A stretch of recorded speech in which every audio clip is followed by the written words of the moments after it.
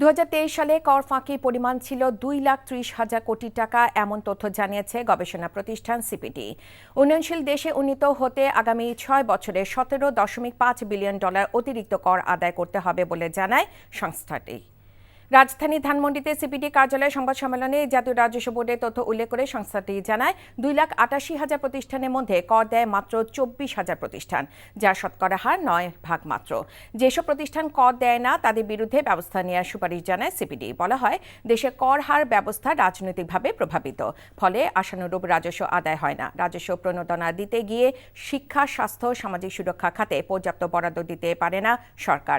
এমন অবস্থায় সামগ্রিক কর কাঠামোর সংস্কার জরুরি বলে মনে করে সিপিডি। বান্ডেল থাকলে প্রতি সেনমানিতে টাকা বাঁচবে।